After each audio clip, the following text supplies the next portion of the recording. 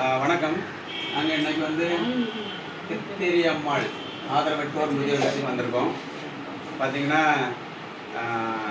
இந்த சந்திராக்கா, அமலன் அண்ணாச்சி, என் தம்பிக்கு பிறந்தநாள் செல்வராஜ். ஸோ அவங்களோட சேர்ந்து நாங்கள் காலையில் இருக்காங்க. எங்களுடைய தாய்மார்கள் கூட பாருங்க, எல்லோரும் முதியவர்கள், எல்லோரும் நம்ம அம்மா மாதிரி இருக்காங்க. எல்லோரும் அவங்க கூட நாங்கள் காலையில் ஒரு சந்தோஷமாக இந்த டிஃபன் சாப்பிட்ருக்கோம். இந்த எல்லா விதமான ஒரு விஷயங்களுக்கும் பார்த்தீங்கன்னா இந்த கித்திரி அம்மாள் ஆதரவற்றோர் முதியோர்களுக்கு மேடம் தான்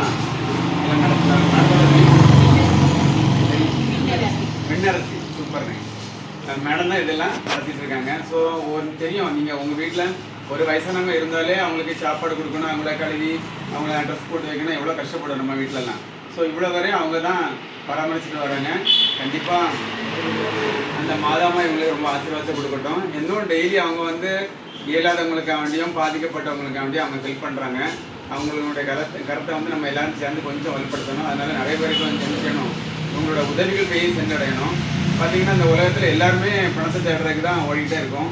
ஸோ அந்த ஒரு பெரிய உலகத்தில் நாங்கள் ஒரு சின்ன ஒளி மாதிரி இந்த மாதிரி முதியோர்கள் இந்த வீடியோவை பார்க்கக்கூடிய ஒவ்வொரு நபரும் உங்கள் ஊர்லேயும் முதியோர்களாக இருக்கலாம், இல்லை அனாதை ஆசிரமம் இருக்கலாம், இல்லைன்னா உங்கள் தெருவில் யாராவது ஒரு ஆள் சாப்பிடாம ஒரு ஆள் சாப்பிடாம இருக்கலாம், அவங்களுக்கு ஒரு சாப்பாடு கொடுக்கலாம். இப்போ பாருங்கள், பண்டிகைகள்லாம் வருது, தீபாவளி, கிறிஸ்மஸ், நியூ இயர்லாம் வருது. நம்ம கோயிலை எப்படி அலங்கரிக்கிறோம், ஒவ்வொரு கோயிலையும் வந்து லட்சக்கணக்கான பணங்களை கீழே போடுறோம். ஸோ எத்தனை பேர் நம்ம ஊரில் இல்லாதவங்க இருப்பாங்க, இயலாதவங்க இருப்பாங்க, பாதிக்கப்பட்டிருப்பாங்க. அவங்களுக்குலாம் நம்ம சின்னதாக கொடுத்தா கூட அவங்க ரொம்ப சந்தோஷப்படுவாங்க. அதனால் பணத்தை வேஸ்ட் பண்ணாமல் இருக்கக்கூடிய பெரிய பொருளாதாரத்தை வல்லுநர்கள் இருப்பாங்க, அரசியல்வாதிகள் இருப்பாங்க. நீங்கள் எல்லாம் வந்து கண்டிப்பாக உங்கள் ஊரில் இருக்கக்கூடிய பாதிக்கப்பட்ட மக்களுக்கு நீங்கள் வந்து உதவி செய்யணுங்கிறத இந்த காணொலி மூலம் கேட்டுக்கிறேன். நன்றி, வணக்கம்.